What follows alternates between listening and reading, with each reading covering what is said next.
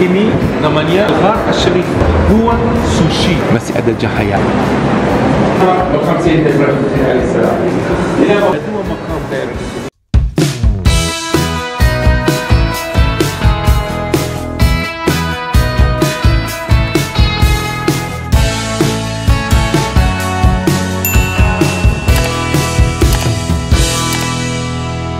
Halo semuanya, seperti namanya, Arunika dengan senang hati akan menyinari harimu agar lebih menyenangkan. Kali ini Arunika mau ngajak kamu ziarah ke Al-Haram Al-Ibrahimi atau The Ibrahimi Mosque di Hebron, Palestina. Enjoy watching! Al-Haram Al-Ibrahimi atau The Ibrahimi Mosque atau dikenal juga sebagai Gua Machpelah dalam bahasa Ibrani atau Gua Para Bapa Leluhur merupakan tempat pemakaman dari tokoh-tokoh yang dihormati dalam agama Samawi. Di dalamnya terdapat makam Nabi Ibrahim alaihi salam, selain itu makam istrinya yaitu Sarah, kemudian anaknya yaitu Nabi Ishak alaihi salam beserta istrinya Ribka. Kemudian putra Nabi Ishak alaihi salam, yakni Nabi Yakub alaihi salam beserta istrinya yaitu Lea. Situs ini berada di kota tua Hebron di kawasan Palestina. Tugu makam dari keenam tokoh ini berada di dalam bangunan. Sedangkan jenazah mereka yang asli dikebumikan di gua yang berada di bawah bangunan. Bangunan Al-Haram Al-Ibrahimi atau The Ibrahimi Mosque berbentuk persegi panjang dengan poros menghadap barat laut dan tenggara. Bangunan ini terbagi dua bagian pada tahun 1994 sejak adanya peristiwa pembantaian umat muslim di dalam Masjid Ibrahimi oleh seorang ekstremis Yahudi Amerika yaitu Baruch Goldstein yang menembaki 800 jamaah muslim, menewaskan 29 orang, dan melukai 125 orang warga Palestina saat sholat subuh. Dampak dari penyerangan tersebut adalah tentara Israel menutup beberapa ruangan dan bagian masjid milik umat Islam, dan mengubah ruangan tersebut menjadi tempat khusus umat Yahudi. Masjid Ibrahimi dibagi menjadi masjid dan sinagog, tempat ibadah umat Yahudi.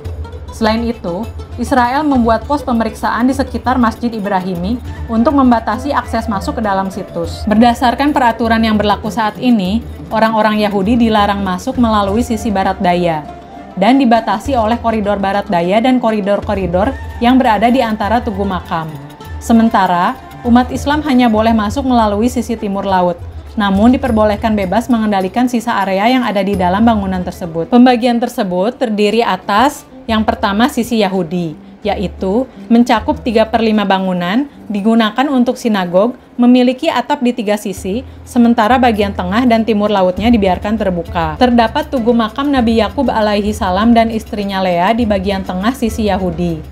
Tugu makam Nabi Ibrahim alaihi salam beserta istrinya Sarah di sisi tenggara yang berbatasan dengan bagian Muslim. Sedangkan yang kedua untuk sisi Muslim yaitu mencakup 2/5 bangunan, digunakan untuk masjid dan sepenuhnya beratap. Lembaga wakaf Islam sepanjang sejarahnya mencegah akses ke makam asli untuk menghormati jenazah dari keenam tokoh tersebut yang dimakamkan di gua yang berada di bawah bangunan. Ada 2 jalan masuk ke gua yang diketahui dan keduanya berada di sisi Muslim.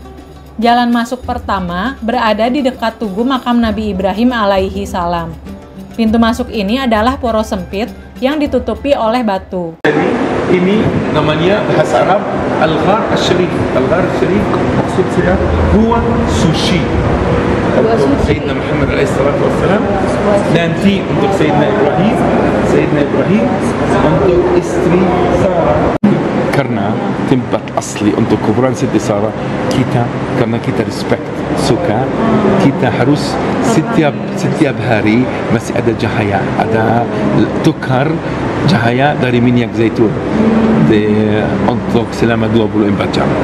Pintu masuk lainnya terletak di tenggara, dekat mihrab, dan disegel oleh batu besar dan biasanya ditutupi oleh sajadah. Ketika wilayah tersebut dikuasai oleh tentara salib, sebuah catatan oleh Rabi Benyamin dari Tudela yang berasal dari tahun 1163 Masehi menyatakan bahwa setelah melewati pintu besi dan turun, gua-gua tersebut dapat ditemui.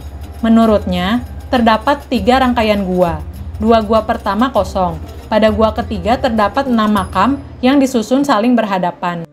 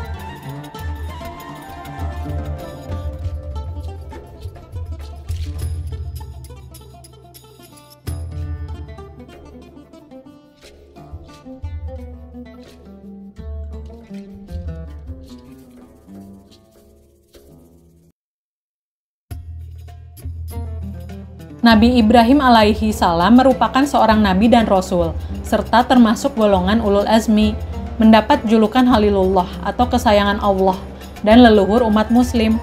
Namanya disebutkan sebanyak 69 kali dalam Al-Quran, dan namanya juga disandingkan dengan Nabi Muhammad SAW dalam sholawat.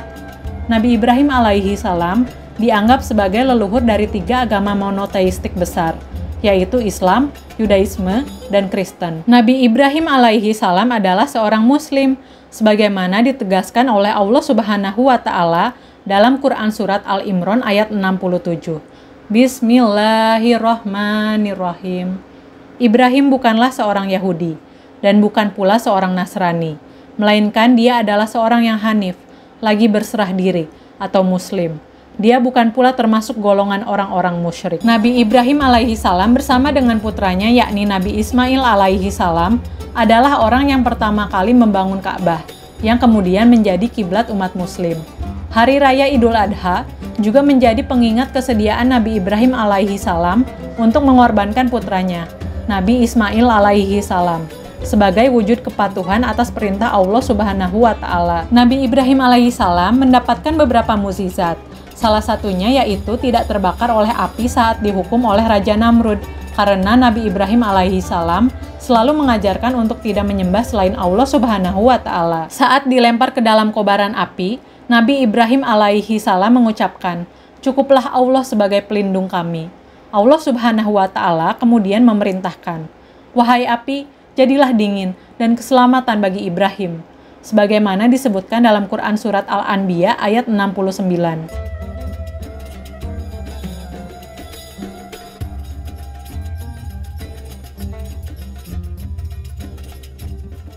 Ini untuk sinagoga, untuk orang Yahudi belakang. So, jadi Bapak Ibu ini harus doa. Doa jalan kita depan ini. alihi Sayyidina Muhammad kama sholaita ala ali Sayyidina Ibrahim wa ala zawjati Sayyidina Ibrahim Siti Sarah Siti Hajar wa ala abnai Sayyidina Ibrahim. A'udzubillahi minasyaitonirrajim. Bismillahirrahmanirrahim. Alhamdulillahirabbil alamin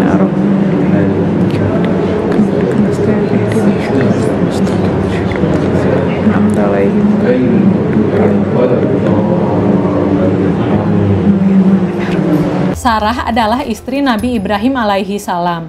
Beliau digambarkan sebagai sosok perempuan soleha yang terkenal akan kecantikannya. Namun, Sarah mendapatkan cobaan dengan kemandulannya. Kemudian, dalam Quran Surat Hud, ayat 69 sampai dengan 74, disebutkan bahwa Allah Subhanahu wa Ta'ala mengutus para malaikat untuk datang kepada Nabi Ibrahim alaihi salam dan memberikan kabar gembira tentang kelahiran Ishak. Dan setelah Ishak akan lahir Yakub, putra Ishak. Sarah kemudian berkata, "Sungguh mengherankan, mungkinkah aku akan melahirkan anak, padahal aku sudah tua, dan suamiku ini sudah renta. Sesungguhnya ini benar-benar sesuatu yang ajaib." Namun, para malaikat berkata, "Apakah engkau merasa heran dengan ketetapan Allah? Itu adalah rahmat dan berkah Allah yang dicurahkan kepada kamu, wahai ahlul bait. Sesungguhnya, Dia maha terpuji, lagi maha mulia." Kemudian, lahirlah Nabi Ishak alaihi salam dari rahim Sarah. Nama Ishak berasal dari bahasa Ibrani yang berarti tersenyum atau tertawa. Kata Ishak terinspirasi dari kejadian saat Sarah tersenyum dengan lebar karena tidak percaya atas kabar gembira akan hadirnya Ishak sebagai buah hatinya yang disampaikan oleh malaikat. Dalam Al-Quran, nama Ishak disebutkan 17 kali. Nabi Ishak alaihi salam termasuk ke dalam orang-orang yang diberkahi dan dipuji Allah Subhanahu wa Ta'ala, sebagaimana difirmankan dalam Quran Surat Shod ayat 45 sampai dengan 47. Ingatlah hamba-hamba kami, Ibrahim, Ishak, dan Yakub, yang mempunyai kekuatan dalam taat kepada Allah dan penglihatan mata hati yang jernih. Sesungguhnya kami telah memberikan secara khusus kepada mereka anugerah yang besar, yaitu selalu mengingat negeri akhirat.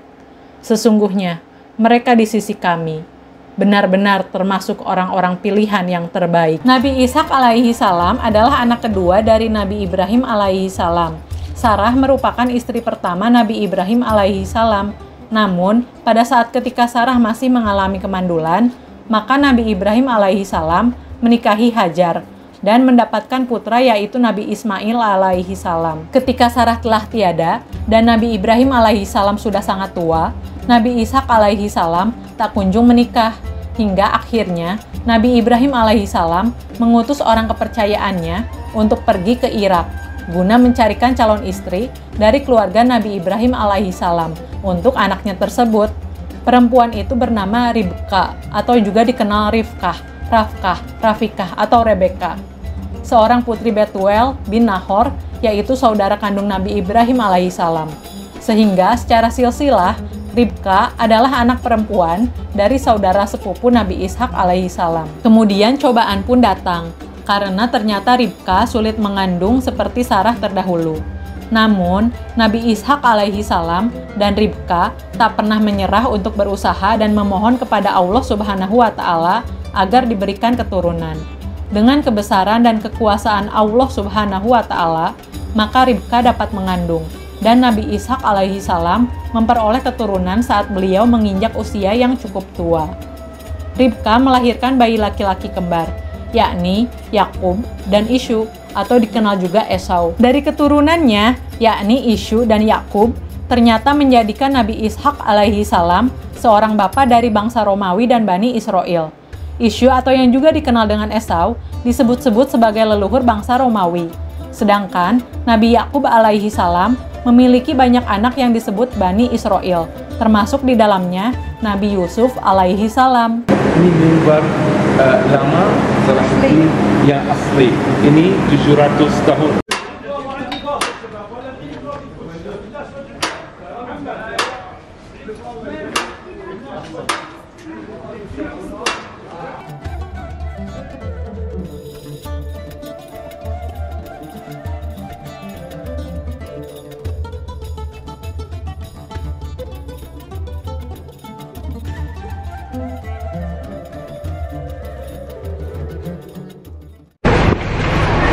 Apa?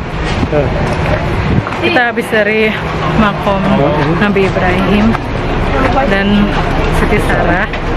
Ada makam juga Nabi Ishak ya tadi, sama istrinya Rifka atau Rebeka. Sekarang kita mau balik ke bis. Jalannya lumayan ya, dari parkiran ke tempatnya itu nurun banget. Pulangnya kita naik nanjak. Tonton keseruan-keseruan lainnya di video selanjutnya ya. Dan jangan lupa like, comment, subscribe, dan share. Thank you for watching.